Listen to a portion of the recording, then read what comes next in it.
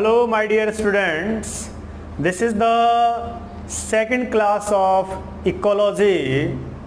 We had started the subject ecology, the relationship between the various living organisms and with their environment. This is ecology. The relationship between the various organisms of the environment and their relation with the environment is known as ecology. In the previous classes of ecology, we had discussed the levels of organization. That is, the smallest level of organization is individual. Individuals के बाद में आता है population. Population के बाद में आता है कम्युनिटी, कम्युनिटी के बाद में आता है इकोसिस्टम, इकोसिस्टम के बाद में आता है बायोम और बायोम के बाद में आता है बायोस्फीयर. अर्थ एक बायोस्फीयर है. We'll discuss today the structure of the ecosystem and the functioning of the ecosystem. So we'll discuss today the ecosystem.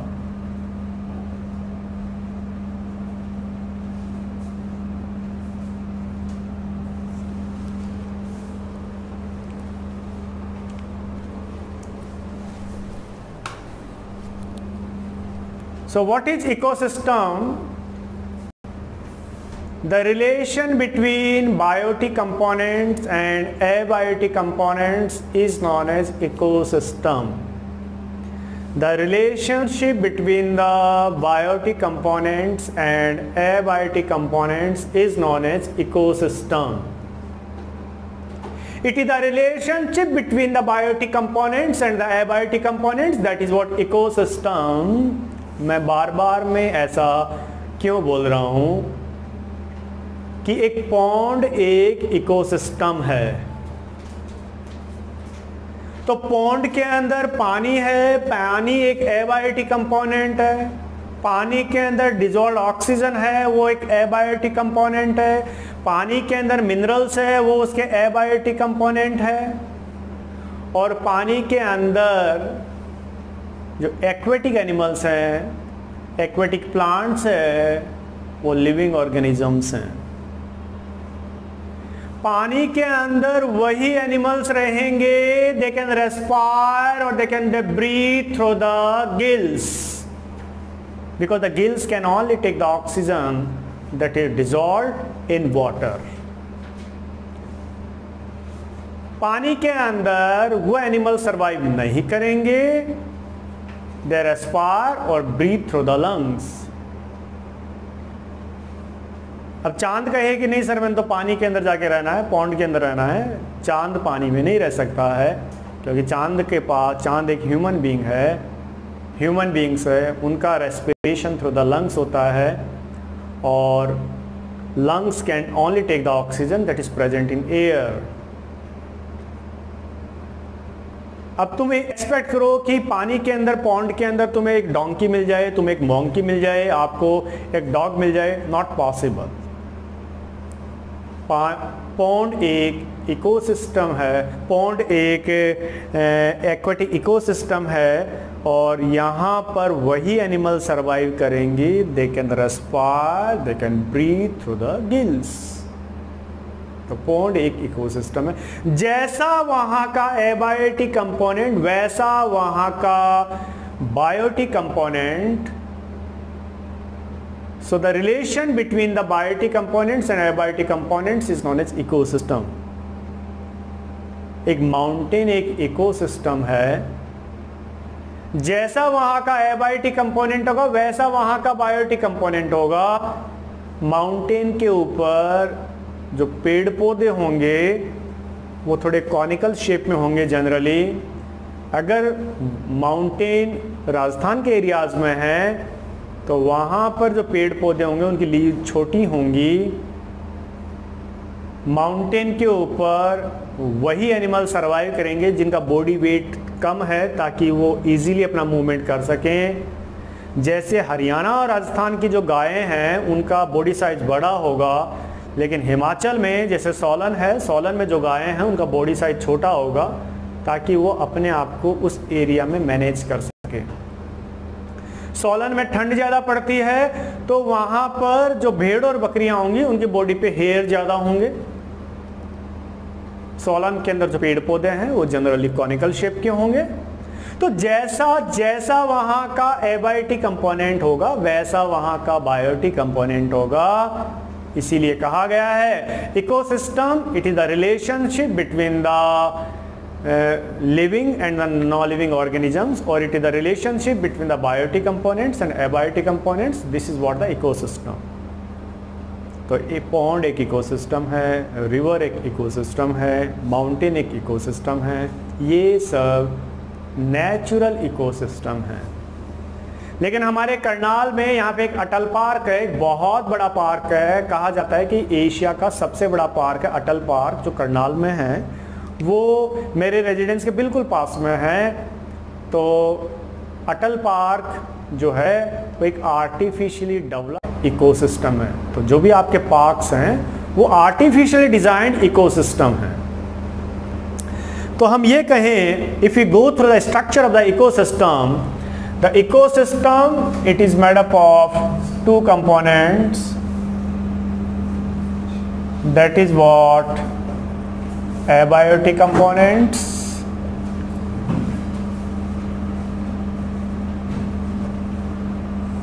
and biotic components.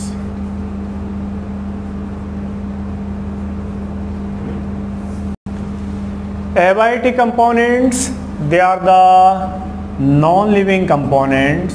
These are the non-living components.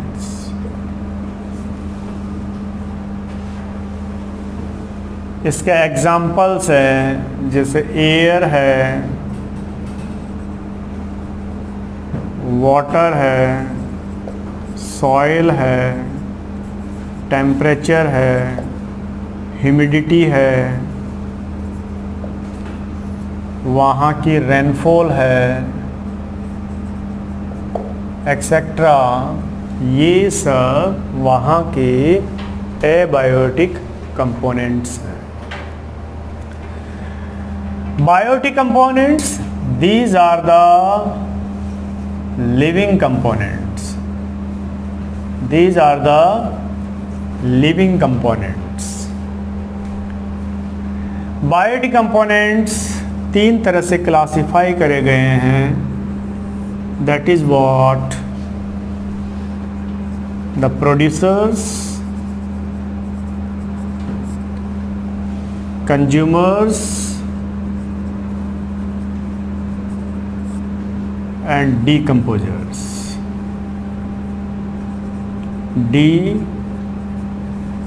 Decomposers. Producers which can synthesize their own food by the process of photosynthesis, वो है producers. Example plants. तो ये हैं producers. They have autotrophic mode of nutrition. They have autotrophic mode of nutrition. They have autotrophic mode of nutrition. Auto यानी self and trophic यानी nourishment. That is they can make their own food. So इसीलिए उनको बोला autotrophic nutrition. Plants, they make their own food by the process of photosynthesis. By the process of photosynthesis. Consumers are those that depend on producers for the nutritional requirements. They are the consumers. They cannot make their own food. ये अपना खाना खुद नहीं बना सकते. They depend on producers for their nutritional requirements. So they are what the consumers. Consumers have heterotrophic mode of nutrition. They have heterotrophic mode of nutrition. They have heterotrophic mode of nutrition. That is, they depend on plants, the producers, for their nutritional requirements. So they have heterotrophic mode of nutrition. And we have decomposers. Decomposers are those, they feed on dead bodies of plants and animals, और जो dead organic material होगा उसको कहेंगे detritus. That is known as detritus. Detritus.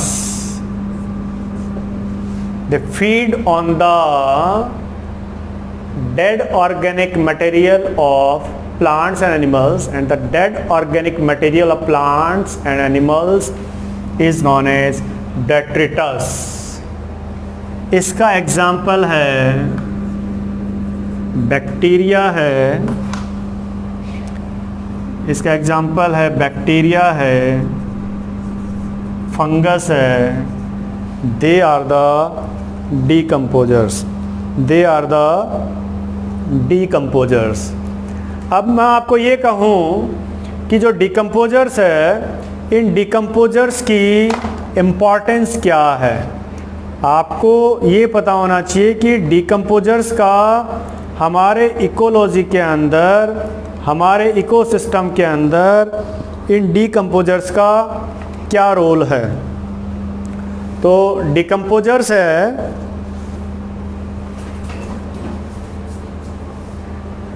decomposers, they act as a cleaning agents of the environment. They act as cleaning agents of environment. They act as cleaning agents of the environment. आपने note किया होगा कि सड़क के किनारे गाय भैंस गोबर कर देती है, 2-3 दिन के अंदर वो वहाँ पर ख़त्म हो जाता है और मिट्टी में मिक्स हो जाता है. This is all because of decomposers. Solan एक पहाड़ी एरिया है, खूब पेड़ पौधे हैं, ग्रीनरी है. जंगल में कोई झाड़ू तो लगाने नहीं जाता है, फिर भी हमें वहाँ पर जाना बहुत अच्छा लगता है. We feel very fresh and clean, we feel healthy there. This is all because of decomposers. Nature के जो ऑन क्लीनिंग एजेंट्स है, ये किसी म्युनिसिपल कॉरपोरेशन या म्युनिसिपल कमेटी के मेंबर नहीं है, भगवान के छोड़े हुए कर्मचारी है, और वो कर्मचारी है बैक्टीरिया एंड फंगस. ये कर्मचारी आपको फ्री ऑफ कॉस्ट भगवान ने दे रखे हैं कि नेचर को डिस्टर्ब मत करो, नेचर अपने आप साफ कर लेगी. भगवान कहता है मैंने मेरे कर्मचारी छोड़ रखे हैं. मेरे कर्मचारी कौन है? मेरे कर्मचारी बैक्टीरिया एंड फंगस है, डीकम्पोजर्स है, जो नेचर को अपने आप साफ कर देंगे.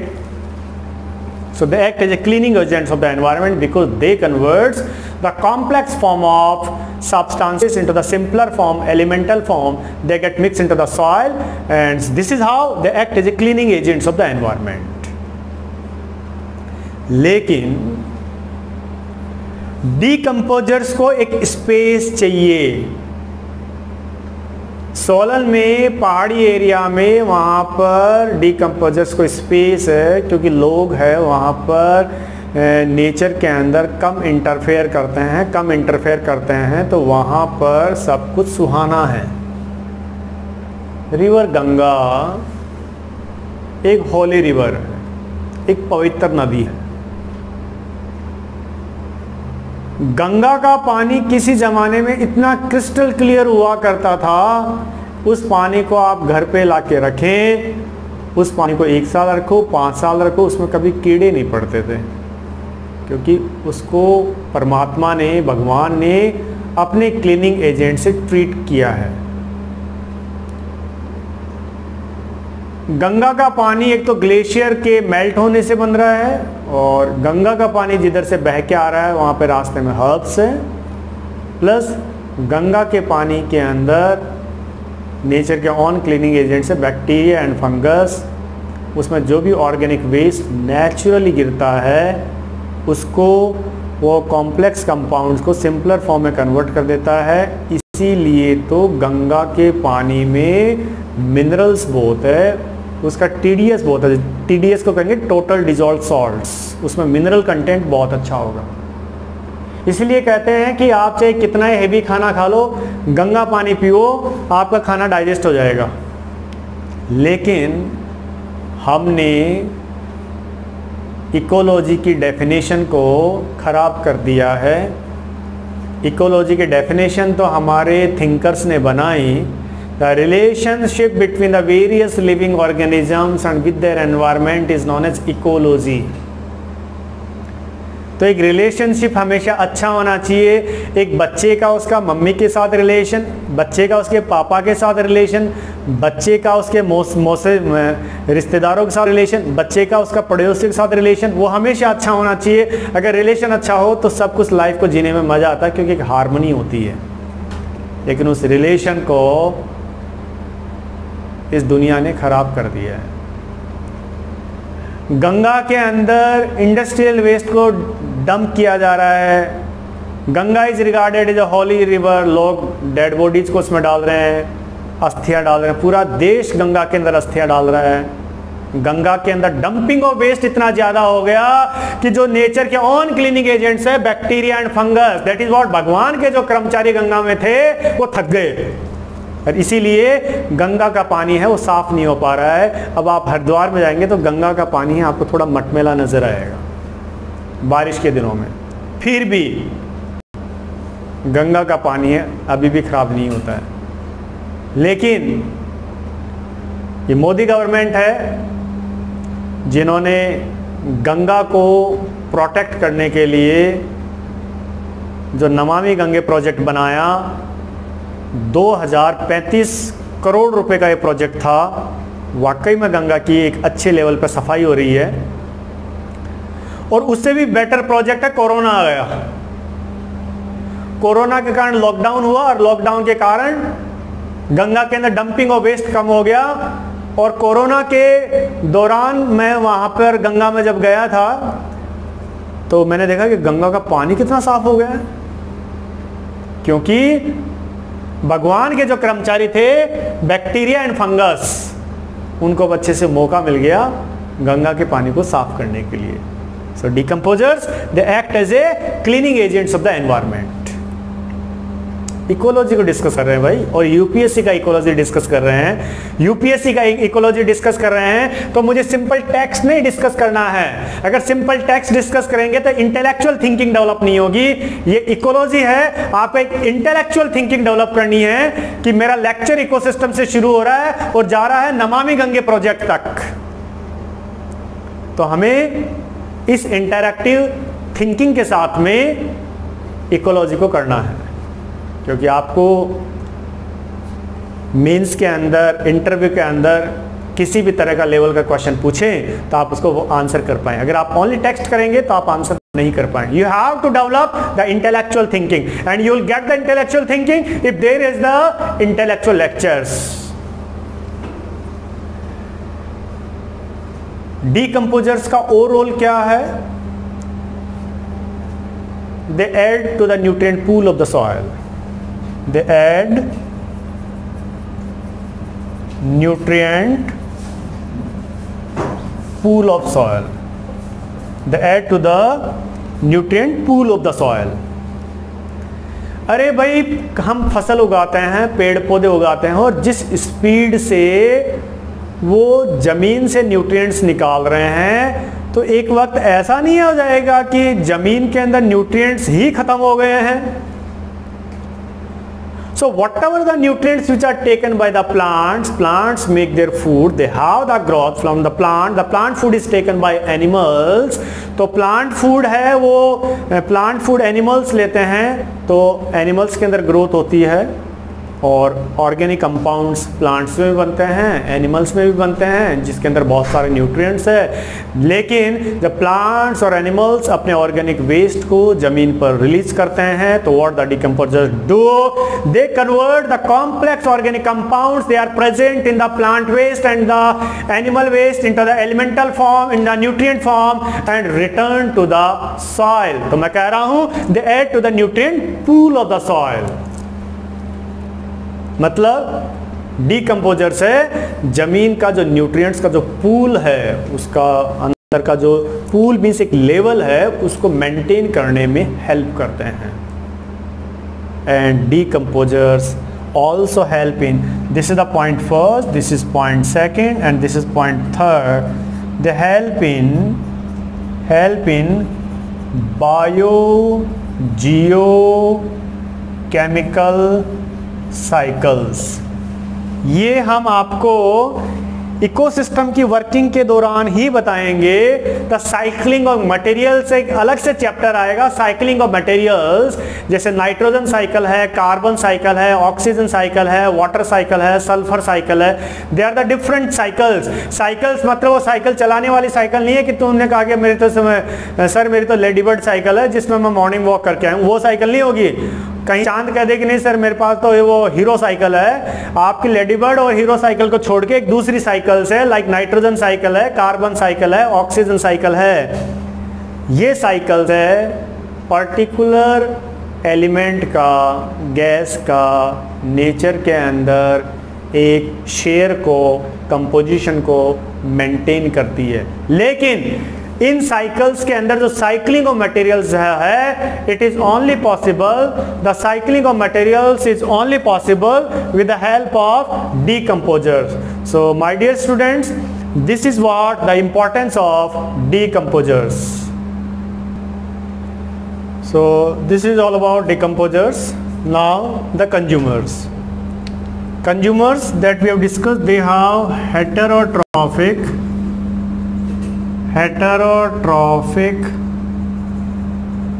mode of nutrition. hetero यानी depend on others,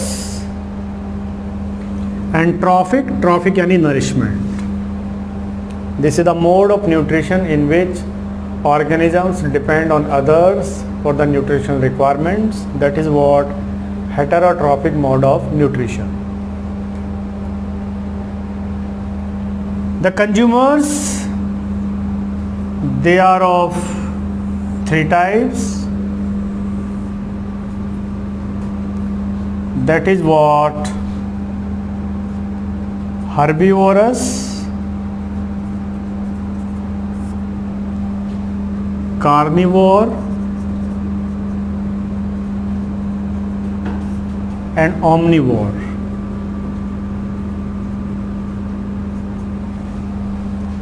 Herbivore, these are grass eating animals. Example, cow है, goat है, deer है, ये herbivores हैं। They are known as primary consumer. They are primary consumers. और जो कार्निवोर है उसको हम सेकेंडरी कंज्यूमर बोल दें तो भी ठीक है। वैसे फर्स्ट कार्निवोर है क्या? कार्निवोर है, they are the meat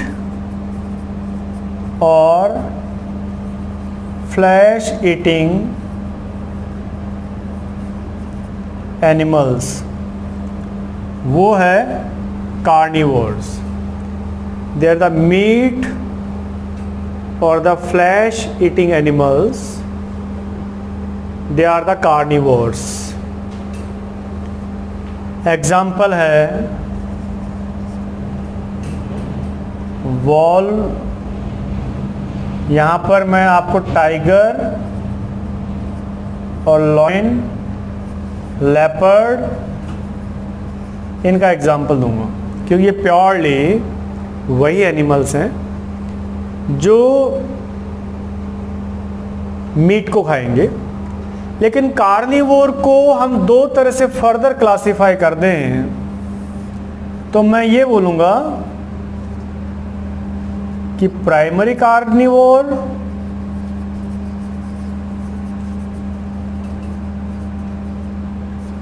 and secondary carnivore.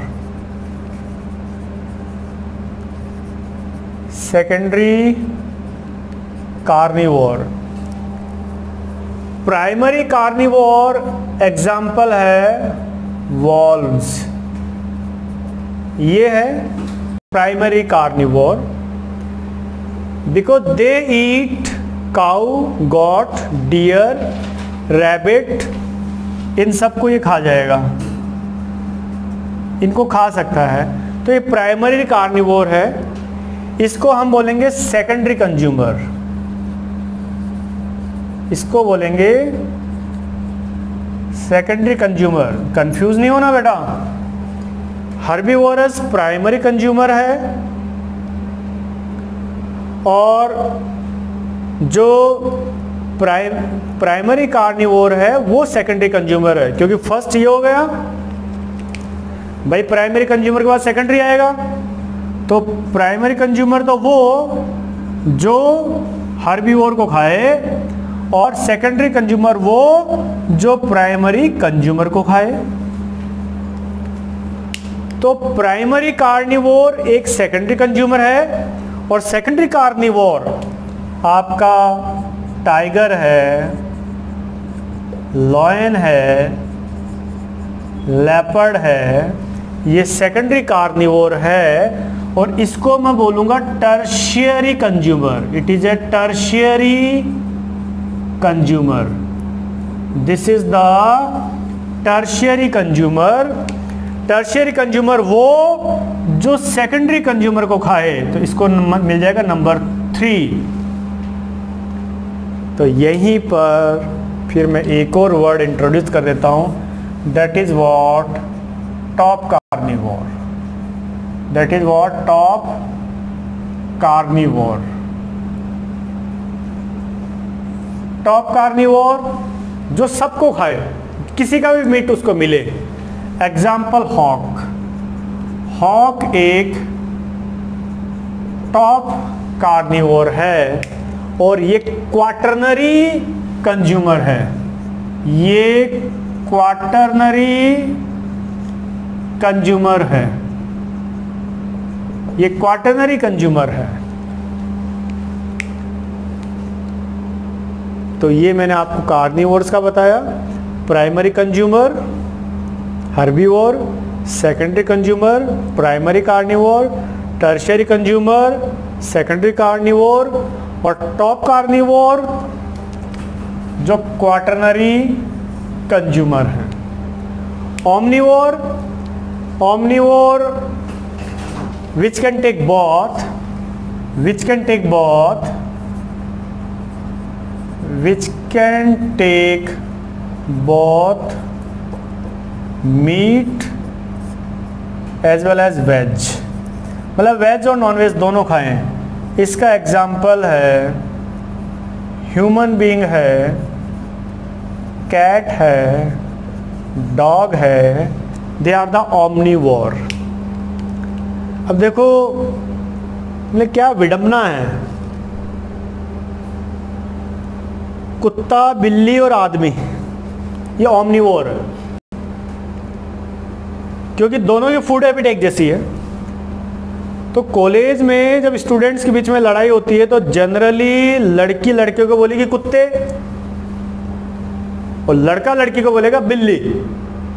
तो कुत्ता और बिल्ली की लड़ाई कहते हैं इन दोनों के बीच में, तो कुत्ता और बिल्ली की लड़ाई है तो कुत्ता और बिल्ली बोला जाता है। तो कोई न कोई उसके पीछे एक लॉजिक है और ये लॉजिक मुझे एकदम से यूं सोचने को मजबूर कर गया कि कुत्ता, बिल्ली और ह्यूमन बीइंग ये ओमनिवोर है। और कई बार लड़के और लड़कियों में कुत्ते बिल्ली की सी लड़ाई होती है और झगड़े के अंदर कुत्ता और बिल्ली की गाली देते हैं, तो उसके पीछे लॉजिक यही होगा। सो this is all about the structure of ecosystem.